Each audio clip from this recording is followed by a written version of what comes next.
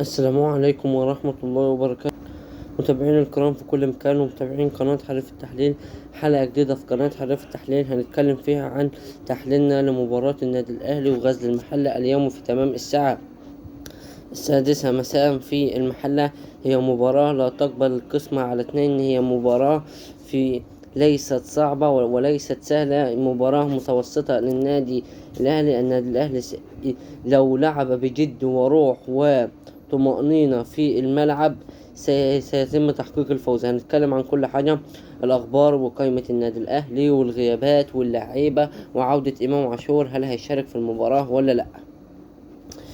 ولكن قبل ما نبدأ ما تنساش تحط اللايك بتاعك والاشتراك في القناة عشان يوصلك كل جديد مع قناة حرف التحليل. مفيش في التحليل إلا التحليل المسائي. ويلا عشان نبدأ حلقة النهاردة.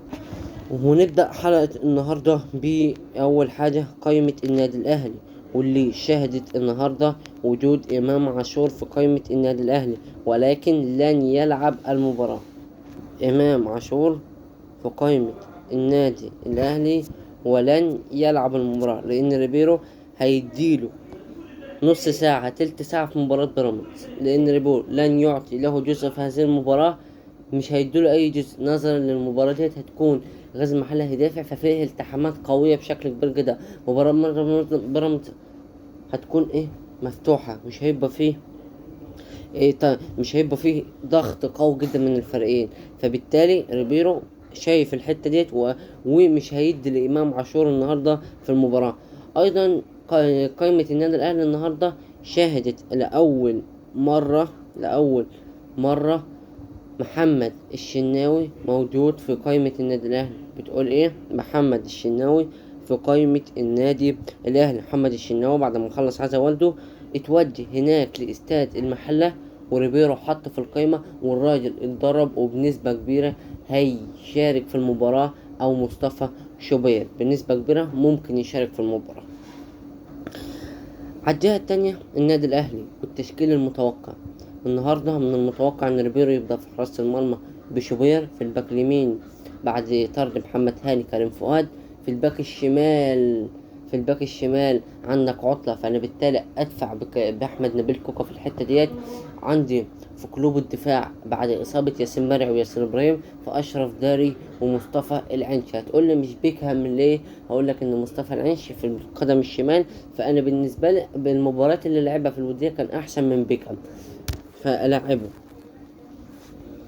في خط الوسط كديفندر إليو ديانج، في ريحه محمد علي بن رمضان، أحمد سيد زيزو، قدام تريزيجيه وأشرف بن شرقي، وراس الحربة محمد شريف. دي التشكيل الأنسب لقيادة ريبيرو لمباراة النهاردة أمام النادي الأهلي. الأسلحة النهاردة نادي غزل المحلة ما حققش ولا انتصار، الراجل من تعادلين وخسارة، فبالتالي إن هو هيبقى عنده كابتن رضا عبعال، هيبقى عنده فرصة لتحقيق المكسب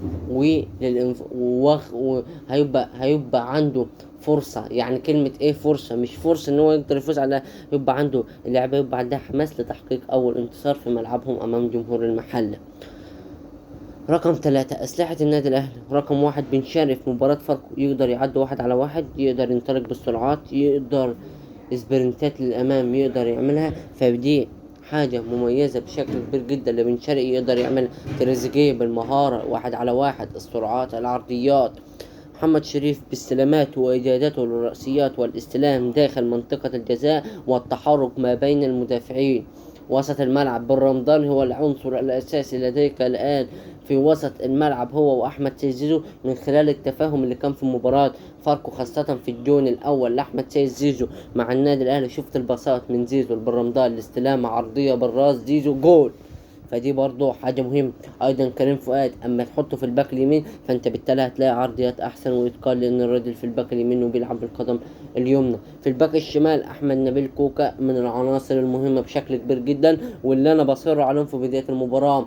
قلوب الدفاع لازم نحذرهم، لان اشرف داري بيغلط ومصطفى العش بيغلط، فبالتالي انا لازم ان انا احذرهم بشكل كبير جدا من خطورة نادي غزل المحلة، اما في عبده يحيى وبقيه لاعيبه نادي غزل المحله. بحذر الدفاع مصطفى شوبير من الغلطات، فدي بالنسبه لي النهارده الاسلحه ديت لو انت قدرت تسد خط الدفاع، لو زيزو والهجوم الخط الهجوم اشتغل.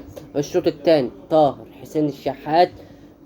حسين الشحات، جراديشار، محمد مجدي قفشه، وانزل كخامس بالنسبه لي انا افضل احمد رضا كتبديله برضو يريح دينج عشان مباراه ايه؟